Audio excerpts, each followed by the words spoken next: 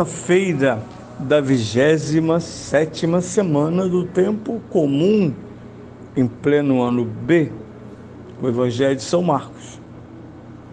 Eu sou o Padre Pedro Paulo e damos início a mais um programa, a Bíblia no Mundo de Hoje. Bem, nesta quarta-feira, nosso roteiro da liturgia da palavra chega ao seu término. Partindo do Evangelho, somos projetados na profecia do Antigo Testamento. Os padres da igreja usaram a palavra tipologia para indicar o verdadeiro sentido dos personagens das palavras.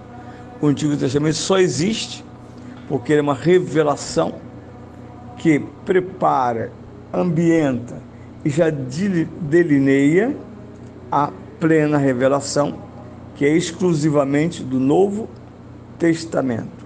Por isso, em duas passagens do Novo Testamento, ao contrário do Antigo, em que Deus fala a partir do capítulo 12 do Gênesis, até o fim, através dos profetas, já no Novo Testamento, por causa do batismo e da transfiguração de Jesus, o Pai se manifesta oralmente, dizendo: escutai.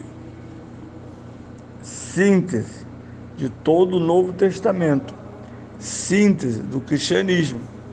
E nós podemos dizer, sem discussão, de uma certa maneira, é uma síntese paralela de todo o Antigo Testamento. Porque no Antigo Testamento a ordem vem do Êxodo. Shema Israel, escuta Israel, Senhor teu Deus, escuta. É essa a ponto de partida de todo o Novo Testamento. Não mais escuta Israel, mas escuta Igreja de Deus, povo de Deus, o Cristo, que é Deus que vos fala. Isso é todo o processo. Por isso a gente vai à profecia, e fomos ao Gênesis.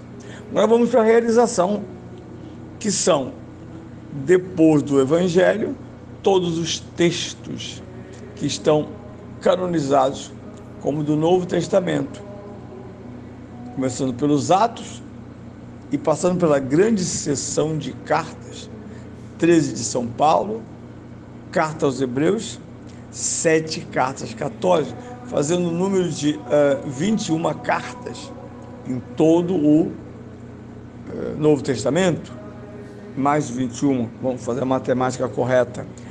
Você tem 13 cartas de São Paulo, mais, isso mesmo, 21, mais 7 católicas e mais a carta aos Hebreus, correto. Nós temos 21 cartas. E a conclusão desse Novo Testamento é a belíssima obra da tradição joanina, o livro do Apocalipse. Hoje, a liturgia da palavra nos coloca em contato com a famosa carta aos Hebreus, que não é mais, há muitos milênios, considerada uma carta paulina. Não é correto dizer carta de São Paulo aos Hebreus. A carta aos Hebreus não tem São Paulo o seu emissor, por mais que ela esteja incluída, como disse, entre as 21 cartas que estão presentes na igreja, na tradição paulina e na tradição das cartas católicas. Fundamental por responder uma série de questões que só são possíveis a partir do ângulo que ela apresenta. Irmãos, nós estamos ouvindo Hebreus, capítulo 2, versículos 9 a 11. Irmãos, Jesus, que por um tempo foi inferior aos anjos, vemo-lo agora coroado de glória e de honra, por causa da morte que sofreu. Pois era necessário que, pela graça de Deus, experimentasse a morte em proveito de todos. Convinha, na verdade, que Deus, origem e fim de todas as coisas, querendo conduzir muitos filhos para a sua glória, levasse à glória perfeita, pelo sofrimento, o autor da salvação. Pois aquele que santifica e os que são santificados procedem todos de um só. Por isso, não se envergonha de lhe chamar irmãos. Estupendo. Já disse, e vou repetir, todos os textos do Novo Testamento, sobremaneira os 4 evangelhos, são responsáveis em assumir a pergunta e respondê-la adequadamente. E qual é a pergunta? Quem sou eu? Posso complementar. Quem sou eu para vós? Já que quem sou eu passa por um comentário de opiniões anônimas, são alguns dizem, mas a pergunta fundamental de Jesus é feita aos 12, e vós? E tem uma resposta fantástica na tradição de São Pedro. Mas nós sabemos que essa pergunta vai passar por cada texto, porque é esse pressuposto pleno do Cristo, da identidade plena de Cristo, e o ponto de partida de cada livro. Como se eu dissesse, no Apocalipse, quem é Cristo? Na carta aos Hebreus, quem é Cristo? Na carta de São Tiago, quem é Cristo? Esses documentos só se tornaram canônicos, isto é, obrigatórios, normativos e coletivos, exatamente porque responderam, segundo o próprio Cristo, o querigma, a essa pergunta. Bem, vamos lá, vamos saborear o texto de Hebreus 2, 9 a 11. Primeiro, uma colocação cristológica maravilhosa, com a encarnação, e aí nós temos o amparo da metáfora que São Paulo encontra e aplica, que é o Cristo esvaziado, Filipenses 2, escravo de cruz. Por isso ele diz, inferior aos homens. E agora vem o argumento fundamental, presente nas grandes cristologias do Novo Testamento, mas sobretudo na cristologia joanina, que ele sofre morte por graça, que a morte de Cristo realizou-se em proveito de todos, e que a morte de Cristo conduzirá muitos filhos para a glória. Glória perfeita. Glória perfeita.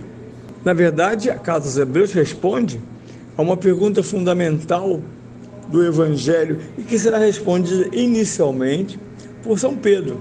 Lá no capítulo 2, após a descrição de Pentecostes, São Pedro começa o seu primeiro discurso apostólico como Papa e vai dizer que o que aconteceu na Judéia não foi a crônica de uma morte injusta, de um assassinato, de um político que foi contra o sistema. Não. A morte no Calvário, de São Pedro, é desígnio e presciência de Deus.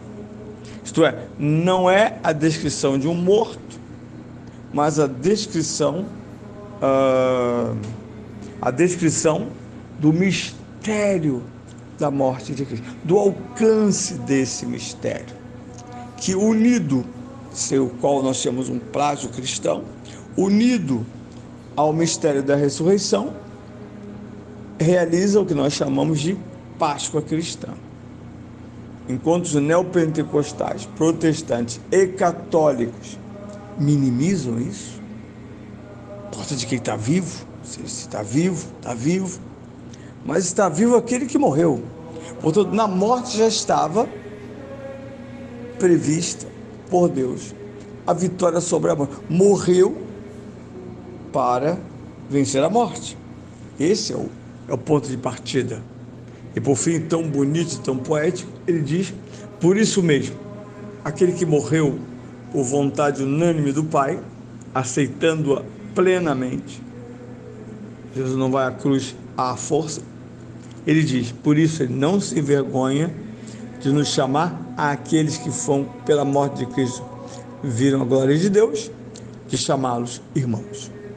Esta é a melhor definição da igreja, herdeiros da cruz e da ressurreição.